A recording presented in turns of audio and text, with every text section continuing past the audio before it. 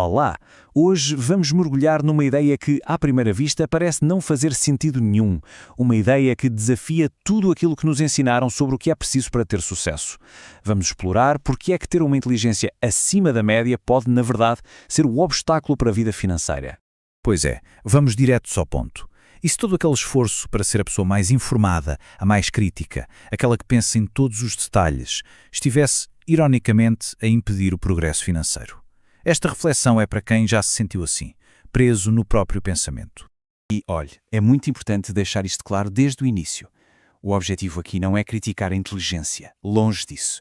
Isto é um alerta, um aviso sobre uma armadilha muito subtil em que muitas pessoas brilhantes acabam por cair, muitas vezes sem sequer se aperceberem. Então, vamos começar por desmontar uma ideia que está na base de quase tudo. A base de muito do que se acredita sobre sucesso está, na verdade, assente num mito. Um mito que é, ao mesmo tempo, muito confortável e bastante perigoso. Soa familiar, não soa? É a promessa que nos fazem desde que somos pequenos.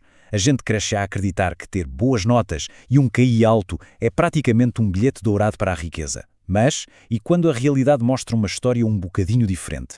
E é aqui que a coisa começa a virar.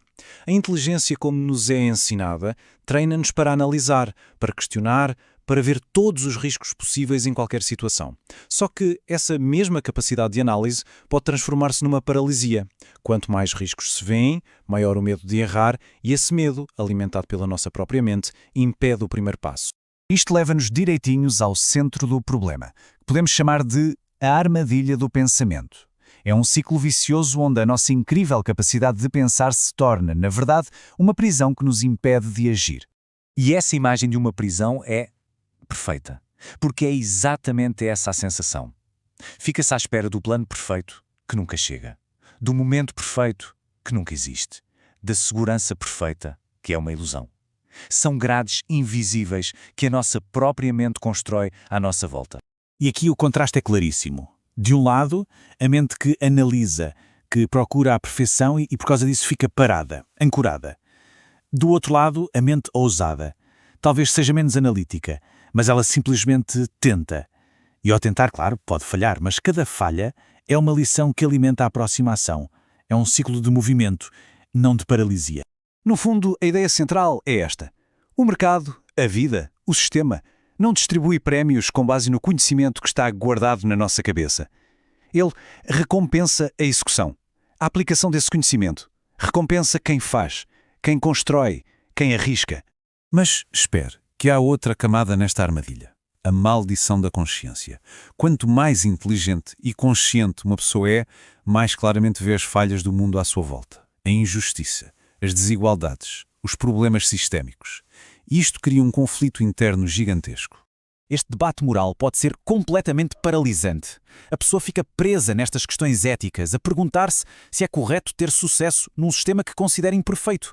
E enquanto este debate acontece na nossa cabeça, o mundo continua a girar, completamente indiferente a estas questões.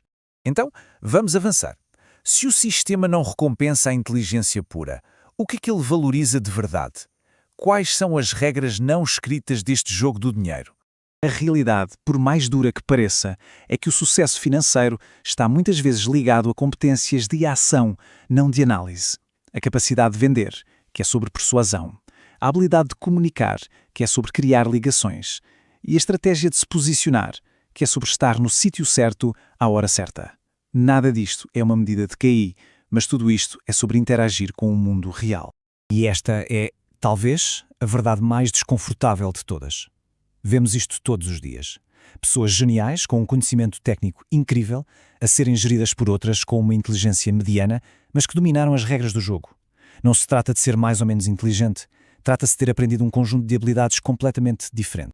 Mas calma, esta análise não tem de ser uma sentença. Existe um ponto de viragem. Um momento em que é possível pegar nessa mesma inteligência e, em vez de a deixar ser uma âncora, transformá-la num verdadeiro motor. O primeiro passo é mesmo interiorizar isto a fundo. A nossa inteligência por si só é apenas potencial. É como ter o motor de um carro de Fórmula 1 guardado numa garagem a ganhar pó. Sem ação, sem o pôr a trabalhar, é apenas peso morto. Não serve para nada. Então como é que se faz isso na prática? Aqui ficam 3 passos.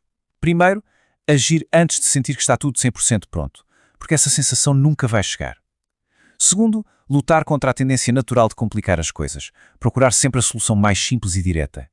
E terceiro, talvez o mais importante, entender que o dinheiro tem muito mais a ver com hábitos e comportamentos do que com matemática complexa. E é fundamental perceber isto. A solução não é reprimir a inteligência ou pensar menos, é libertá-la. É parar de deixar que a capacidade de análise nos prenda e, em vez disso, usá-la como uma ferramenta que serve à ação. E isto leva-nos à conclusão final, à nova verdade que tem de substituir aquele mito com que começamos. A chave que desbloqueia tudo o que falámos até agora. Se calhar, o problema nunca foi a falta de inteligência, mas sim um excesso dela, desacompanhado de ousadia. O mundo não recompensa necessariamente o gênio que fica em casa a pensar. Recompensa a pessoa que, mesmo com dúvidas e com medo, se atreve a tentar. E para terminar, fica esta reflexão final. Podemos passar a vida inteira a planear, a analisar, a debater. Mas no fim do dia, a única coisa que tem o poder de transformar a nossa realidade não é o pensamento, é a ação.